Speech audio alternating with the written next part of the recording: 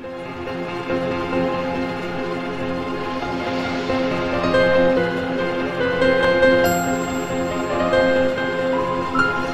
we are going to discuss about human rights issues and all situations, political situations in Balochistan, in Pakistan.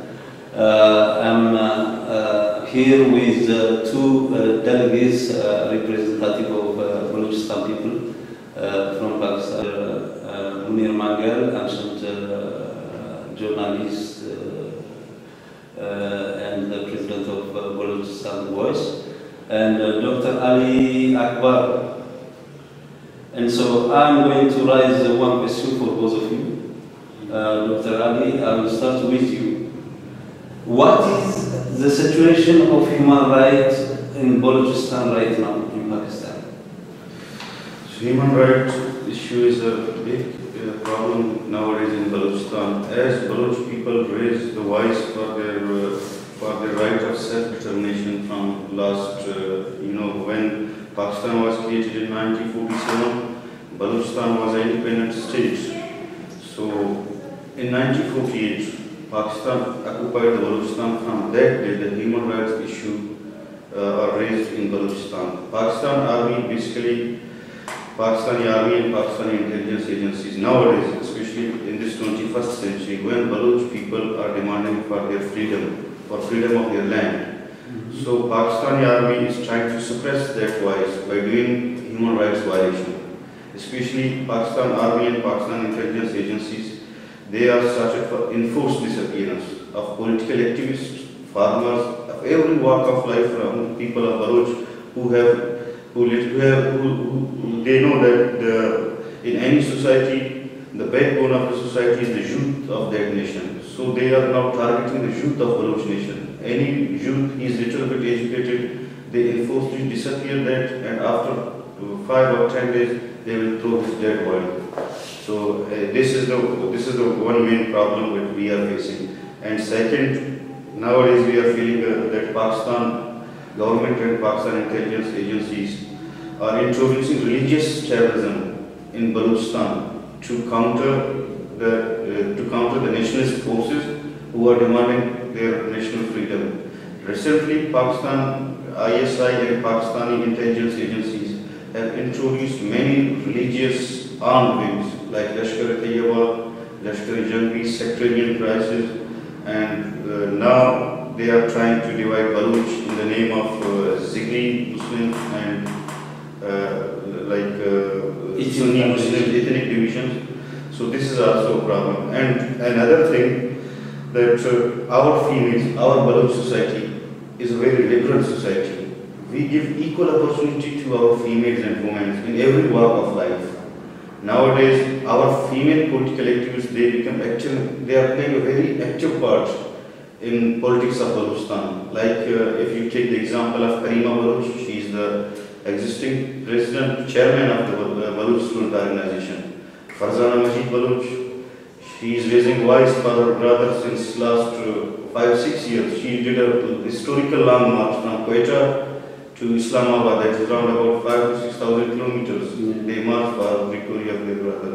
So to counter this, to Pakistani intelligence agencies and Pakistani security forces, so they are applying tactics to keep away females from politics. They make different separate groups, and like Baloch Ghairman Tanzim and other parties, they are attacking by acid on female. If they see any female shopping in a market or in a bazaar, they throw acid on their faces. So it is that they want to create a terror in the female of Baloch nation, that the females should keep themselves away from the national freedom struggle. So these three types of enforced disappearance, religious or ethnic violence, and acid attacks on female, these are the worst kind of human rights violation in any country if you see that. But in Pakistan, the situation that is worst. We request the world that if Pakistan is the signatory for the United Nations Convention to protect the human rights, Pakistan has signed that. So the Western countries and the United Nations must put a pressure on Pakistan, or put some targeted sections and to take to all the Pakistani forces that they must take care of the human rights. What are the basic human rights? Baloch people from last 60 years, they have denied from you can say every basic right, education, health, shelter, everything is denied by Pakistan Army. If Baloch people ask for their basic rights and they start that type of worst kind of human rights violation. What do you take on these issues, especially Mr. Mengal, since you are working for the Balochistan Voice, and since knowing that you are the front runner for the human rights situation in Balochistan, what do you take on this? May I ask the same question for you? First of all, Merid, I am thankful to you for giving me this opportunity to speak and raise the issue of human rights of Balochistan and to raise the voice of the Baloch people. Particularly in this place, Maison de Journalist in Paris, it's the symbol for humanity, it's the symbol where all journalists throughout the globe look, and from here what the world learns about the different communities. And that is very much important, and I am very much thankful to you. You have vast experience, particularly in journalism, to know, to raise the issues of societies like Balochistan. You have visited many African countries, you have a major experience in raising such issues. How I think about the current situation of Balochistan. Particularly about the human rights status. Just in the last month, there was human rights consultation in United Nations. I and Baloch Voice Foundation participated in that, where we met different delegates, and then we participated in many side events. I know that I'm going to ask you about that, but how? So I'm just giving you a glimpse in that we distributed these pamphlets. Yeah. This is a pamphlet particularly about Baloch Missing Persons.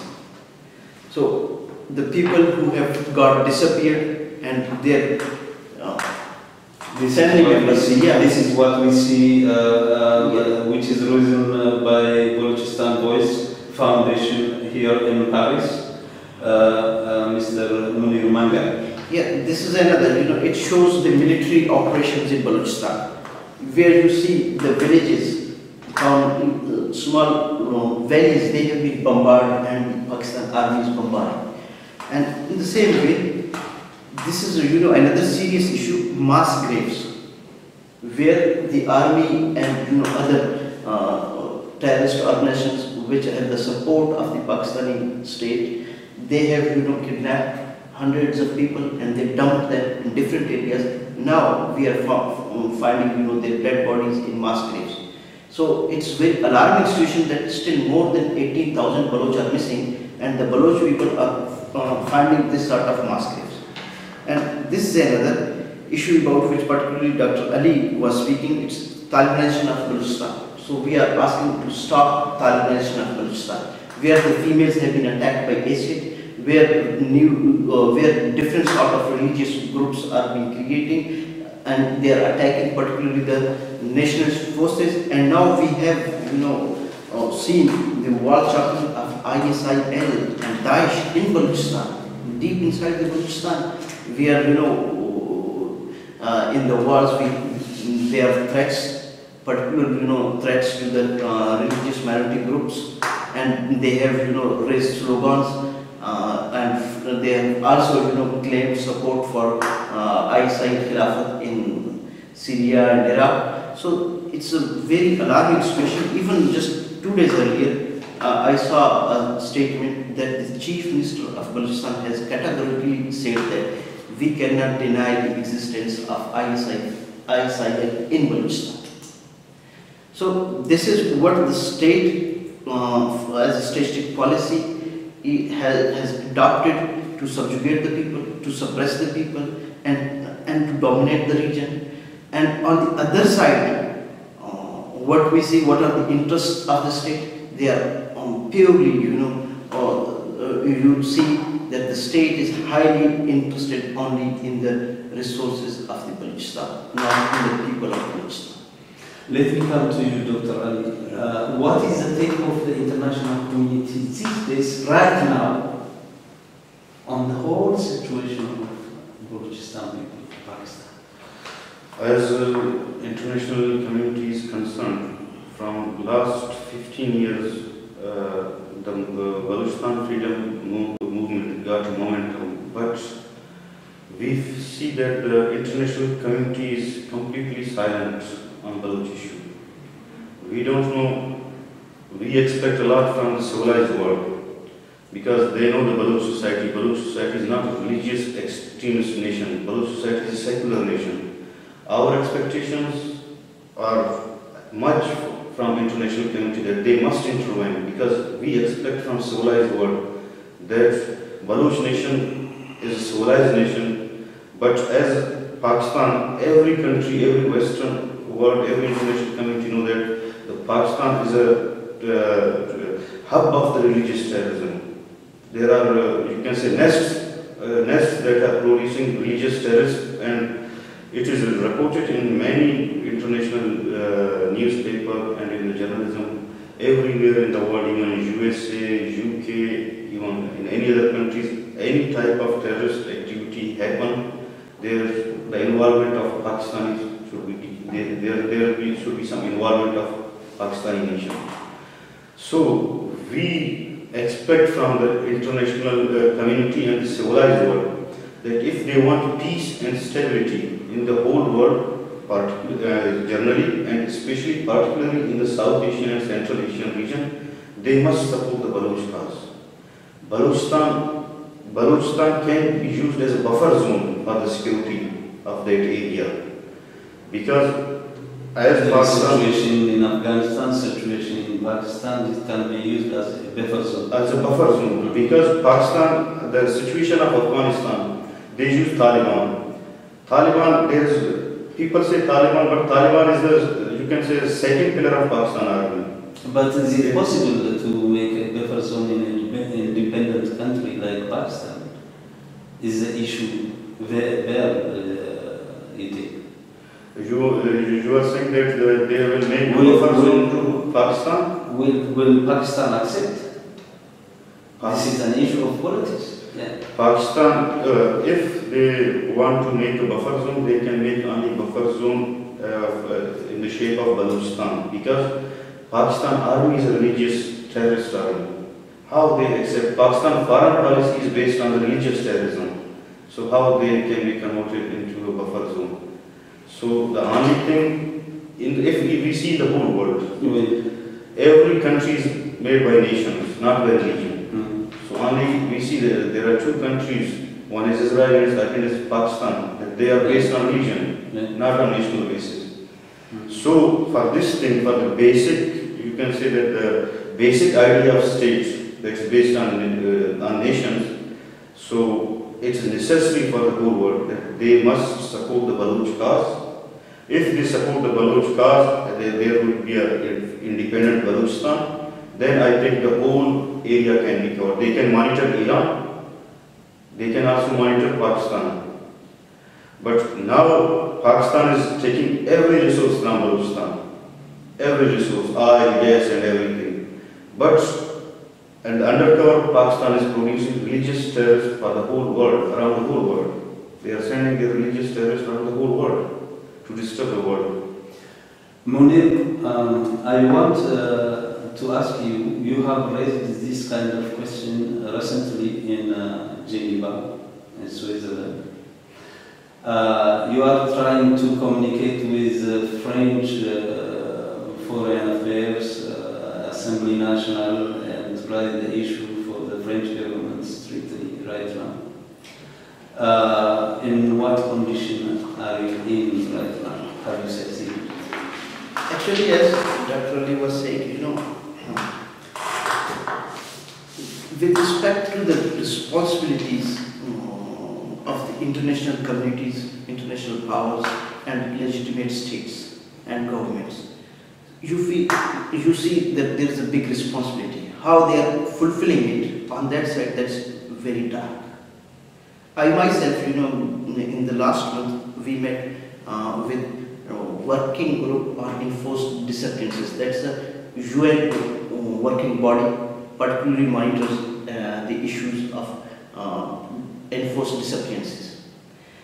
And I was surprised that they have, even after 2 years, they visited Balochistan 2 years earlier, and until now they have not communicated to any other international, particularly union bodies, organizations, about the status of missing persons in Pakistan, like European Parliament. So they have a responsibility that they should inform these institutes, these organizations, which are very much important in Europe, and to let them know that what is the status of missing persons or enforced disappearances in Pakistan, and how the Pakistani state is fulfilling its responsibilities with respect to human rights, which it ensures in its constitution. In its constitution, it guarantees the people. The constitution guarantees the people, but why the state is violating those guarantees? And so, on the other hand, with respect to foreign affairs visits and French parliamentary members, just a few days earlier, from Pakistan, the Balochistan chief minister, which is an illegitimate chief minister, in the last elections, the votes which were casted, the percentage of the votes casted is less than 5% of the total votes. And that chief minister has came here to present the Recodic issue. Recodic is a 500 billion project of gold and copper, and that's the world's third largest big gold and copper project. So in an arbitration court over here,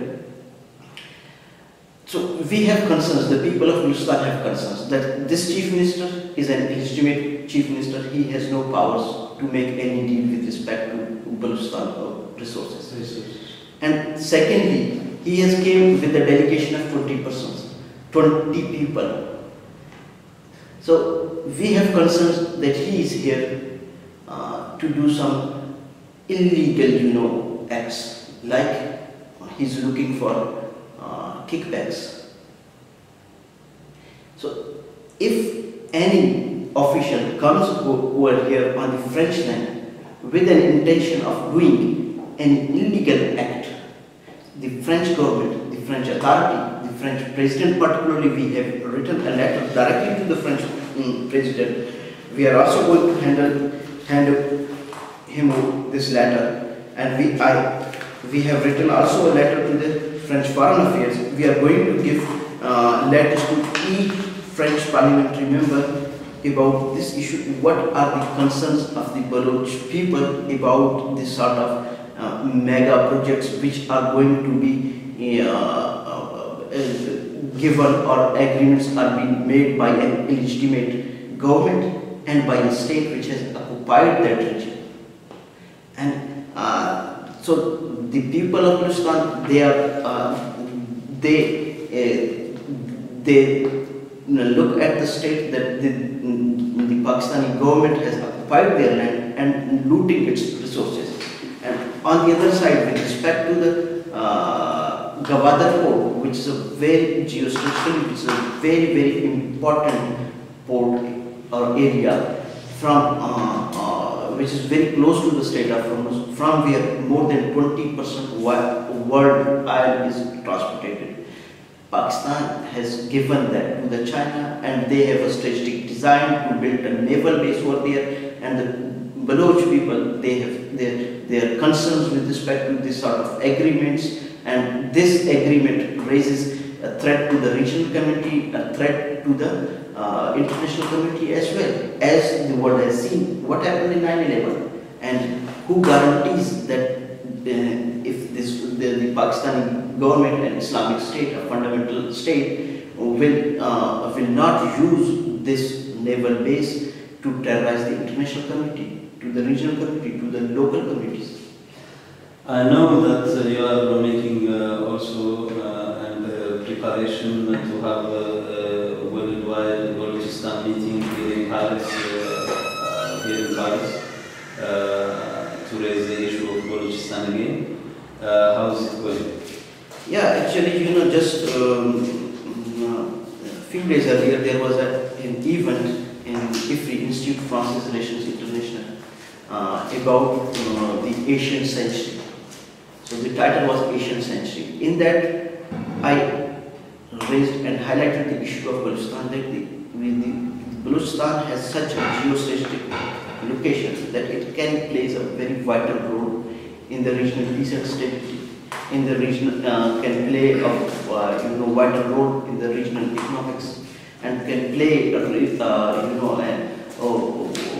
vital role in the international trade and business and transportation.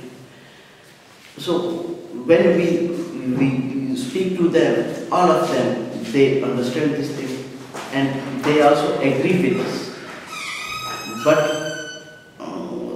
while their organizations, particularly governments, institutes, they are not taking a stand on the views which their own people believe.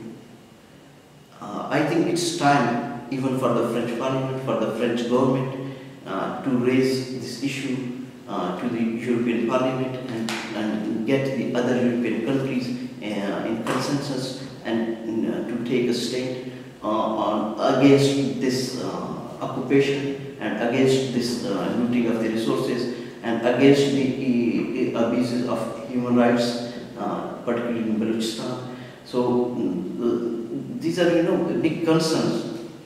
Okay.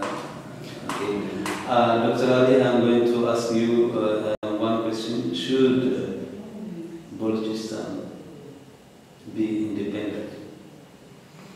Thank you for your question. Before answering this question, I want to say something about the Chief Minister of Balochistan, who is recently visiting France for agreement, which, as Munir Mengal told about his status, that in whole Balochistan, the voter turnout was less than 5% because the Baloch people has boycotted the national election and presidential election of Pakistan. So there is a very famous proverb for this type of things, for the status of CM of Balochistan, which I want to share with French people. Okay. That they say, when cats are away, then mouse will play. So this is the same situation. So that's not the legitimate CM of Balochistan who came here for agreement. So as we will consider that when Balochistan will be independent, should Balochistan be independent? Independence, as we have studied the independence movement of the whole world in different parts of the world. Yes, I hope that Balochistan should be independent, because now the Baloch people will realize that without freedom there is a no way. This is the last war of Baloch nation. Either we will get our freedom, or we will accept the slavery of Pakistan throughout our life. Now Baloch nation has decided that this war is the final war with Pakistan for getting freedom, and we will hope that we will get freedom. But it may take time. Independence movements and these type of movements, for these type of movements, 10 years, 20 years, it's nothing. Now we are seeing that Kurds get their freedom. Kurds are fighting since 400 years. So for Baloch people, as our resistance movement is concerned, because Baloch society was a tribal society and Baloch society was an illiterate society. In our country, according to the government of Pakistan report, that's 26%, the literacy rate is 26%. And as we, that there are some indicators, if we see them, then we can judge that on which level this nation is standing. Literacy rate is 26%. In this 26%, those people are counted as a literate, they can only write their name or do their signature. But if in reality you will survey, a real survey if you do, you will find that the literacy rate is around about 6% in the whole province. So other infant mortality rate is 135 per thousand. Maternal mortality rate that is 1500 per 100,000. Even if we compare this data with Congo, that's an African state, Congo is better than Balochistan. Why Pakistan is keeping illiterate and why Pakistan is not providing these facilities to Baloch nation? We know that Pakistan loves the Baloch land, not the Baloch people. Now the Baloch people have realized that they are slaves, and we will get our freedom. It will take time. Balochistan should be independent in the near future or not. Last question for you. Should Balochistan be independent? With respect to independency, we have to see the history. Balochistan has been a sovereign state. The Baloch people, they have a history of thousands of years. They have their own culture. They have their own language, and the society, the norms of the society, they have their own potentials. And the people, they from the first day, they denied annexation with Pakistan only on the basis of religion. And the words of the then Balochistan speaker, Baloch Missing, said that only by the virtue of religion we cannot give up our language, culture, and history. So I think these are the basic reasons on which one day the Baloch people will get their independence. Thank you, Dr. Ali. Thank you, Mr. Mengal. We wish you all the best in your career. Thank you very much.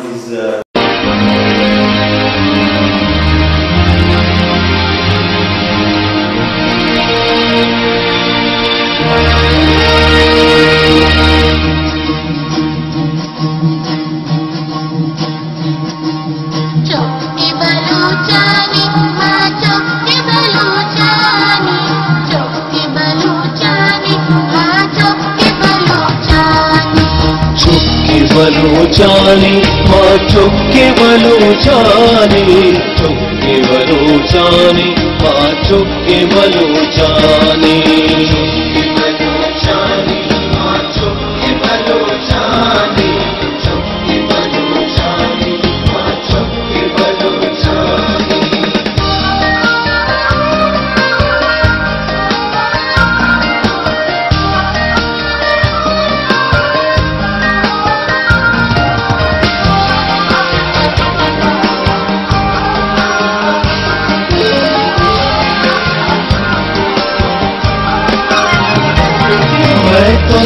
Zamiler di, मैं बिम्मा कला जगसा